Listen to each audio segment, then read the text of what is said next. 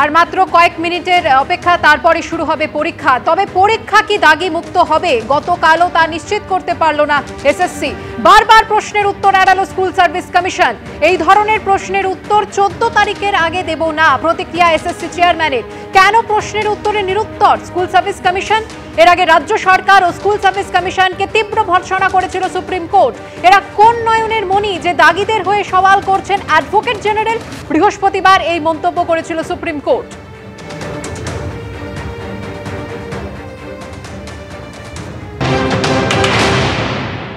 আপনারা তো ধরুন তালিকা প্রকাশ করেছেন না, ওইটা নিয়ে না আজকে আলোচনাও করব না, প্রশ্নও করবেন না দয়া না।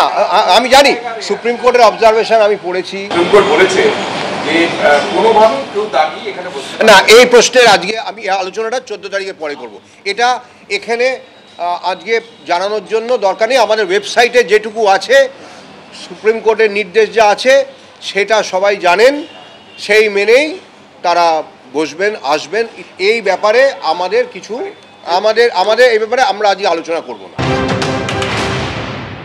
লাগছে এই পরীক্ষায় যোগ্যদেরকে বসানো হচ্ছে, এটাই চরম লজ্জার।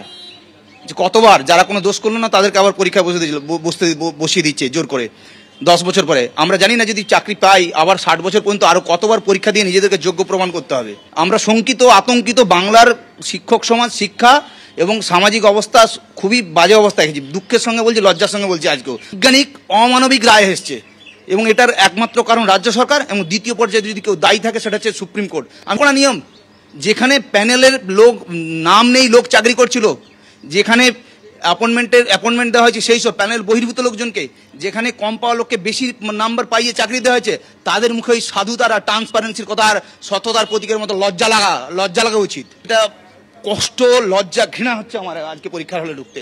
সততার দাম বাংলার ছেলেমেয়েরা পেল না, এবং এরা যে আবার চুরি করবে না তার কোনো গ্যারান্টি আছে? এই পরীক্ষা স্বচ্ছতার সঙ্গে দেওয়া সম্ভব, পাওয়া সম্ভব, এই বিশ্বাসটা এই সরকার, এই চোর সরকার, এই চোর কমিশন পুরো নস্যাৎ করে দিয়েছে। বাঙালি যে মেধা নিয়ে গর্ব করত, যে বিজ্ঞান নিয়ে, যে সংস্কৃতি নিয়ে, যে চর্চা নিয়ে, সেই জায়গায় আঘাত করেছে এই সরকার, এই কমিশন। আমরা কোনো অপরাধ, আমাদের কি অপরাধ আমরা জানলাম না, আমাদের 17 রকমের কোন দফায় আমরা পড়ি আমরা জানলাম না। ভারতের বিচার ব্যবস্থা বিচার করে দিয়ে চলে গেল।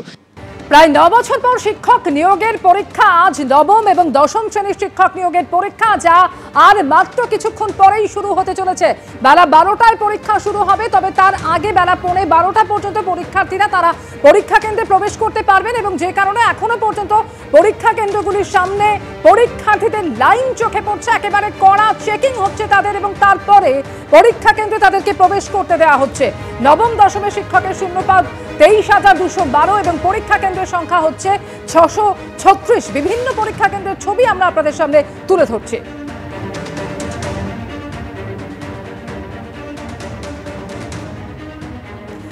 বিভিন্ন পরীক্ষা কেন্দ্রের ছবি আমরা আপনাদের সামনে প্রত্যেক মুহূর্তে তুলে ধরছি, এবং এই মুহূর্তে কলকাতা এবং জেলার বিভিন্ন পরীক্ষা কেন্দ্রের ছবি দেখাবো। আমাদের 4 প্রতিনিধি আমাদের সঙ্গে রয়েছেন। কৃষ্ণেন্দু অধিকারী রয়েছেন যাদবপুর বিদ্যাপীঠ থেকে, কাঁথি প্রভাত কুমার কলেজ থেকে আমাদের সঙ্গে রয়েছেন আমাদের আরেক প্রতিনিধি ঋত্বিক প্রধান, হলদিয়া থেকে রয়েছেন বিটন চক্রবর্তী, এবং রঘুনাথপুর হাই স্কুল থেকে আরেক প্রতিনিধি হংসদাস সিনহা আমাদের সঙ্গে রয়েছেন। তবে একেবারে শুরুতেই আসবো কৃষ্ণেন্দুর কাছে। কৃষ্ণেন্দু, যাদবপুর বিদ্যাপীঠের সামনে তুমি এই মুহূর্তে রয়েছো।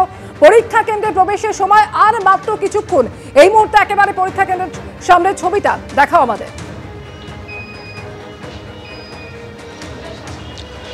একদম পরীক্ষা কেন্দ্রের ভেতরে আমরা আছি, দেখতে পাচ্ছি এইভাবেই চেকিং হচ্ছে। কোনোভাবে নিজের অ্যাডমিট কার্ড ছাড়া কিছুই নিয়ে, এবং সাদা জলের বোতল ছাড়া কিছুই নিয়ে ঢোকা যাচ্ছে না, এবং এইভাবেই পরীক্ষার্থীরা ঢুকছেন। তুমি সে ছবি দেখতে পাচ্ছ। অধিকাংশ পরীক্ষার্থী ভেতরে ঢুকে গেছেন, কিন্তু এইভাবেই হ্যান্ড যে মেটাল ডিটেক্টর তা দিয়ে চেক করে তারপর ভেতরে ঢুকতে দেওয়া হচ্ছে। এখানেও সাদা, বলছি যে কি আপনারা কালারিং ফাইল, পেন, ট্রান্সপারেন্ট, সবকিছু ট্রান্সপারেন্ট হবে। এখানে রুমাল রাখা আছে, রুমালও নিয়ে যেতে পারছেন? রুমালও নিয়ে যাওয়া যাচ্ছে না, রুমালও বার, এটা বার দেখতে পাচ্ছি এখানে। আপনি কি ফ্রেশ ক্যান্ডিডেট ভরসা পাচ্ছেন আজকের পরীক্ষায়? ভরসা পাচ্ছি বলতে অনেকদিন পর সুযোগটা এসেছে, যে সুযোগটার জন্য ওয়েট করেছিলাম, তো সেক্ষেত্রে সুযোগ এসেছে, চেষ্টা করছি, দিচ্ছি। এরপরে কি হবে জানি না, মানে যা পরিস্থিতি, এখন দেখা যাক কি হয়। ভরসা পেয়েছে এতদিন পরে, 9 বছর পর পরীক্ষা হচ্ছে। এবং যারা পরীক্ষার্থী, তারা যারা ফ্রেশ ক্যান্ডিডেট, যারা নতুন করে আজকে পরীক্ষায় বসছেন, তারা বলছেন তারা আশা নিয়ে পরীক্ষা দিচ্ছেন, কিন্তু কি হবে সেটা তারা জানেন না। এখানে আমরা দেখতে পাচ্ছি এখানে এই পেন অ্যালাউ হচ্ছে না, এই পেন না।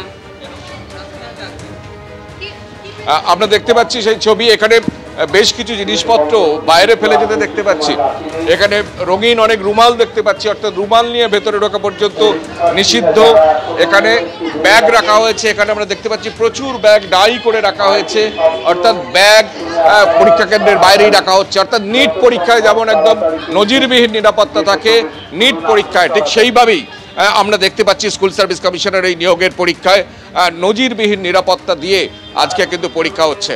আমরা গেটের যে দেখতে পাচ্ছি পুলিশি বন্দোবস্ত করা হচ্ছে, কিছুক্ষণ আগে ডিসি ঘুরে গেছেন, অর্থাৎ এখানে গার্জেনরা অনেকে আছেন, তারা অপেক্ষা করছেন এবং তার মধ্যেই পরীক্ষার্থীরা ঢুকছেন এবং পরীক্ষার্থীরা তারা শেষ মুহূর্তে তারা ঢুকছেন। কিছুক্ষণের মধ্যেই 12টা থেকে পরীক্ষা শুরু, 11:45-এ প্রশ্নপত্র বা দেয়া হবে এবং তার আগেই শেষ মুহূর্তের আমরা প্রস্তুতির ছবি দেখতে পাচ্ছি।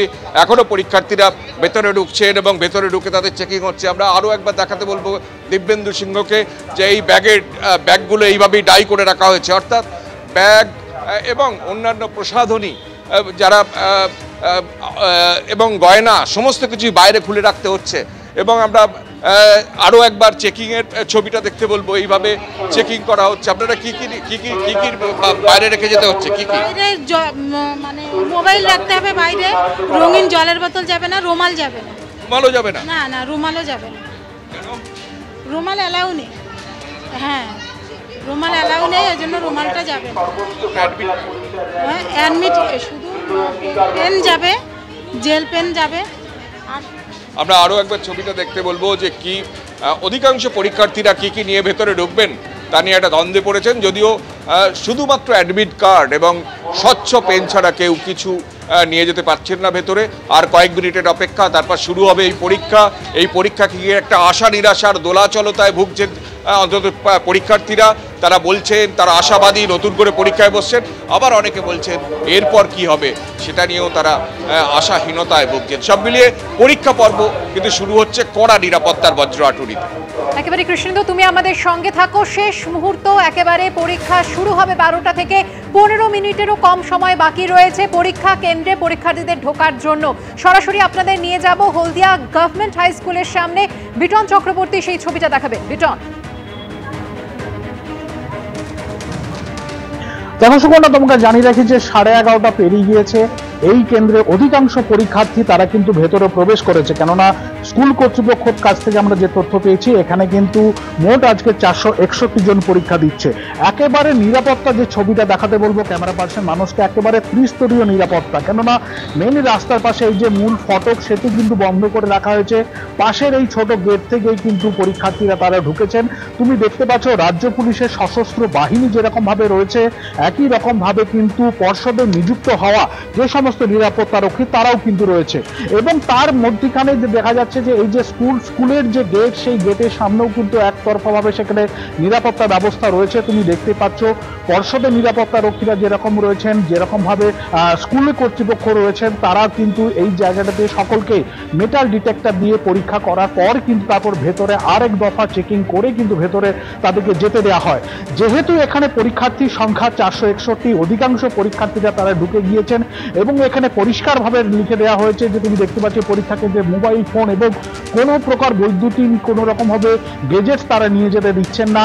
এবং মহিলাদের জন্য কিন্তু পরীক্ষা করার জন্য আলাদা এরকম ভাবে বন্দোবস্ত করা হয়েছে। ফলে কড়া নিরাপত্তার মধ্য থেকে কিন্তু আজকে পরীক্ষা, সেই পরীক্ষা প্রায় দীর্ঘ 10 বছর পর কিন্তু সেই এসএসসির পরীক্ষা, সেই পরীক্ষা কিন্তু এখানে চলছে।